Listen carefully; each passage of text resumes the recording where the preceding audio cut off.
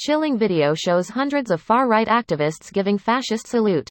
Here's a summary of the article. The suits are worried Elon Musk does too many drugs. A new report in the Wall Street Journal says leaders at Tesla and SpaceX are worried that illegal drugs are behind Musk's constant erratic behavior.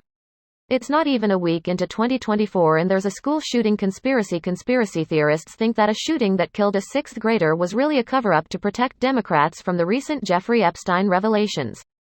Cheap and they don't snitch.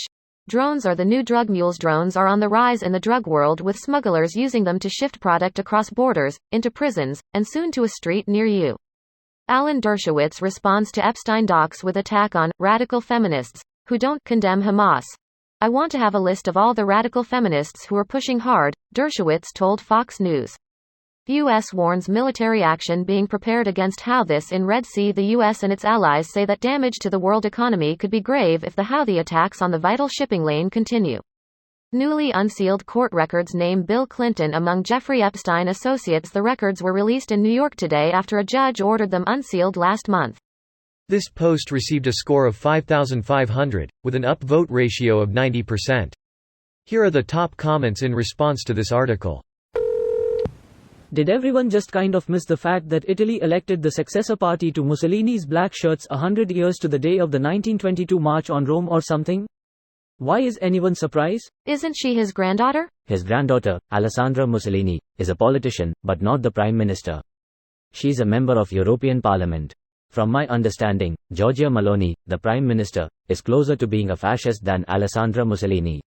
Yeah, Alessandra is more of an run-of-the-mill conservative with some leanings towards her grandfather's policies. Meloni is much more extreme than her. Alessandra Mussolini is in some ways very conservative, but, for example, she supports same-sex marriages. Supporting same-sex marriage is not a sign of being progressive anymore.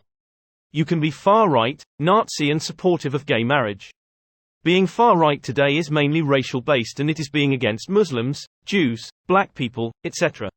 I didn't say she was progressive overall, though I have to note a general scarcity of LGBT activists amongst Nazis, while, at least on Reddit, people both progressive and very anti-immigration, especially against Muslims, seem to abound these days. Anyway, I don't want to put political tags on anyone. From reporter Tim Hume. Hundreds of far-right activists were seen giving a fascist salute at a ceremony in Rome on Sunday to commemorate the deaths of 3 teenagers nearly 50 years ago. Footage showed the crowd raising their arms in a stiff-armed, Nazi-style salute and chanting, "Present," in front of the former headquarters of the defunct neo-fascist Italian Social Movement Party.